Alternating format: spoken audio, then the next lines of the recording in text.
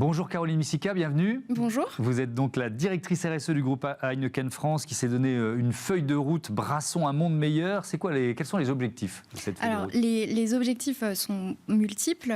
Ils reposent sur 3 grands piliers. Le premier, c'est la décarbonation de l'ensemble de notre chaîne de valeur.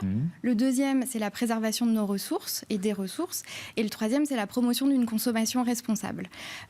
L'objectif essentiel, vous l'avez dit, de brassons un monde meilleur, principal, c'est notre engagement fort à l'horizon 2040 d'arriver à 0 émission nette sur l'ensemble de notre chaîne de valeur. Toute la chaîne de valeur, donc scope 1, 2 et scope 3, on va rentrer dans le détail. Pour d'abord vos propres émissions, vous en êtes où aujourd'hui ? Puisque l'objectif c'est 2030 pour vos émissions. Exactement, alors pour nos propres émissions, on a effectivement un objectif intermédiaire à 2030 et la bonne nouvelle c'est que la filiale française qui contribue à remplir ces objectifs du groupe Heineken a déjà atteint quasiment l'objectif grâce à une meilleure gestion des énergies que nous utilisons dans nos brasseries pour la production. Et nous avons atteint aujourd'hui, en 2022, jusqu'à 93% de réduction. Donc on est tout près de l'objectif. Tout près de l'objectif. Et c'est grâce, comme je le disais, à une gestion fine des énergies que nous utilisons. Ça se passe comment dans une brasserie, par exemple ? Comment vous faites baisser le bilan carbone d'une brasserie ? Alors, en utilisant des énergies renouvelables, et notamment en utilisant la méthanisation des eaux usées, qui nous permet ensuite d'avoir du biogaz qui fournit nos brasseries en énergie. À partir de vos propres eaux usées, c'est ça ? Vous êtes dans une circularité ? Exactement. Alors, c'est l'objectif de pouvoir le faire avec nos propres eaux usées et sinon avec d'autres partenaires qui nous fournissent en biogaz issu de la méthanisation. Donc c'est vraiment une boucle vertueuse. Alors il y a les questions de consommation d'énergie quand on est dans un secteur comme le vôtre. Est-ce que ça suppose par exemple d'avoir investi dans des équipements nouveaux, plus performants, moins gourmands en énergie ? Alors c'est le cas et Heineken a la particularité d'être non seulement un brasseur mais aussi un distributeur, donc pour les cafés, hôtels, restaurants et de livrer avec des camions nos clients en boisson.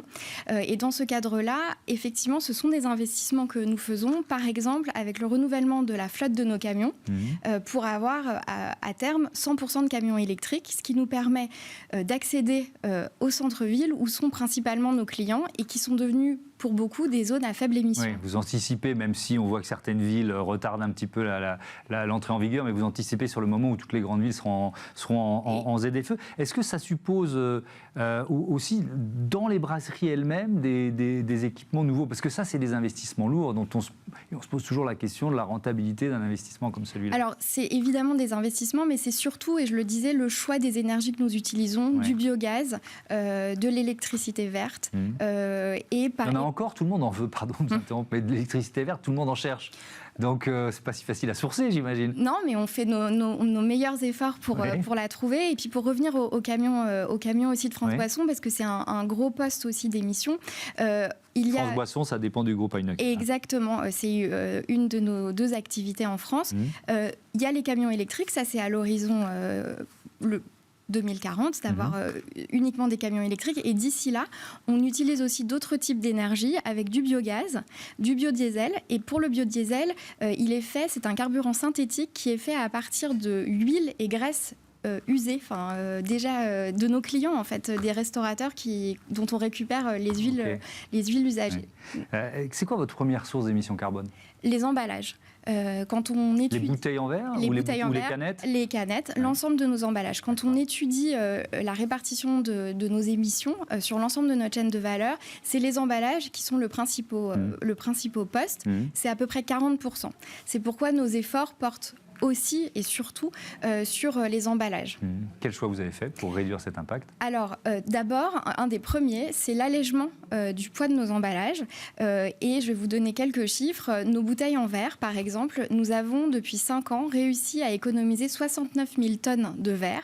Alors, 69 000 C'est drôle parce que ce chiffre, il m'avait marqué, on l'avait prévu. Comment vous y arrivez ? On ne s'en rend pas compte, nous, consommateurs, mais les bouteilles sont plus légères, sont plus fines ? Exactement. On allège leur poids. Et je vais vous donner un exemple. On a une des bouteilles les plus légères du marché. Une bouteille d'Heineken pèse 140 grammes. Et pour ce faire, alors on allège leur poids, mais aussi on incorpore davantage de matières recyclées, c'est-à-dire de verre recyclé à partir de bouteilles déjà consommées, collectées et recyclées. Et ça, ces deux leviers, l'allègement du poids et l'incorporation de matières premières recyclées, permettent de significativement réduire notre empreinte carbone. Ça veut dire moins de camions sur les routes? Exactement, et ces 69 000 tonnes, je peux vous donner un autre chiffre, c'est l'équivalent de 1500 camions qui n'ont pas été mis sur les routes. Vous avez commencé à l'aborder, mais la partie secteur café, hôtellerie, restauration, donc vous êtes dans une logique de réemploi, de circularité. On a commencé à l'évoquer, mais je veux bien que vous rentriez dans le détail, parce que ça peut être aussi un changement d'habitude à prendre dans un secteur qui n'y est pas forcément prêt. Alors absolument. Alors ce qui est assez intéressant, c'est que le réemploi, c'est déjà une réalité dans les cafés, hôtels, restaurants, et c'est souvent peut-être méconnu. Quand vous buvez une bière au comptoir ou sur une terrasse, elle est issue, pour Heineken, dans 82% des cas, d'un emballage réemployable. Soit une bouteille en verre consignée, donc qui est livrée puis récupérée par le distributeur, soit issue d'un fût. Et les fûts aussi, ce sont des... Pour les tireuses à bière. Oui, exactement. Ouais. Et les fûts pour les tireuses à bière, ce sont des fûts réemployables qui peuvent avoir plus de 15 ans de durée de vie et qui sont livrés à nos clients, récupérés une fois vides, re-remplis et puis livrés à nouveau. Ça, vous dites, ça fait une quinzaine d'années, donc c'était déjà une préoccupation. Vous avez accéléré sur cette circularité, on va dire, de la filière CHR? Oui, alors on a accéléré au sens où aujourd'hui c'est 82% et on veut à très très court terme atteindre 100% de nos bières consommées en CHR qui soient issues d'emballages réemployés, que ça soit réemployable, que ça soit des bouteilles en verre ou des fûts. Et puis surtout, la question, c'est comment on étend le réemploi à d'autres circuits de distribution. Comment vous et moi, exactement, quand on va faire ses courses, on pourrait acheter des bouteilles en réemploi. Vous allez me parler de la bonne vieille consigne, j'imagine. Et alors, c'est une des options. Oui.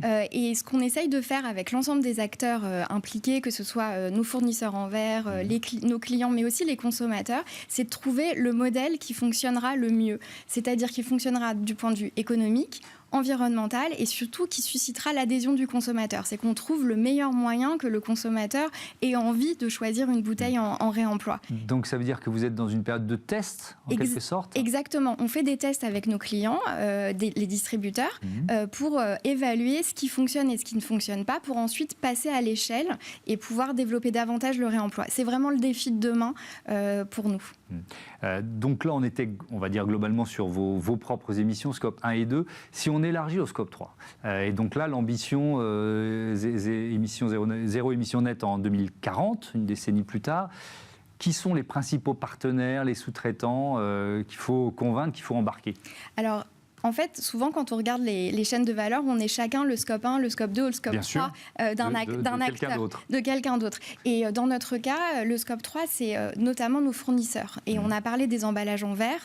C'est un des piliers de notre stratégie, c'est d'encourager nos fournisseurs à eux-mêmes s'engager dans une dynamique de décarbonation. Pour les verriers, ça veut dire changer leur source d'énergie. On en a parlé pour nous, mais c'est aussi le cas pour eux. Les principaux, les fours de verre sont souvent au gaz, et on essaye de les encourager à choisir de l'électricité ou un mode hybride. Donc notre démarche pour le scope 3, c'est de travailler avec nos fournisseurs pour essayer de trouver la meilleure manière pour eux de décarboner. Et c'est aussi, il se trouve que c'est cette semaine que cette annonce a été faite, sur le scope 3, Heineken a annoncé en début de semaine, et c'est le premier brasseur au monde à avoir pris cet engagement, aussi de couvrir les émissions indirectes liées à l'agriculture. Comme vous le savez, un des ingrédients principaux, ce sont des céréales, de l'orge, du malt, et c'est aussi pourvoyeur d'émissions. Et nous avons pris un engagement qui est reconnu par le référentiel international SBTI sur le scope 3. Alors c'est un peu... SBTI, ça veut dire basé sur la science. Exactement, basé sur la science, et ça s'appelle SBTI Flag, parce que ça concerne justement la déforestation et l'agriculture. Et c'est dans ce domaine, nous avons pris un engagement à l'horizon 2030 de réduire entre 25 et 30% nos émissions scope 3 de ce type. Merci beaucoup, Caroline Misica. Je vous dis à bientôt sur Bismart. On passe à notre débat, le tri des déchets ménagers au programme Défi collectif. C'est dans très peu de temps.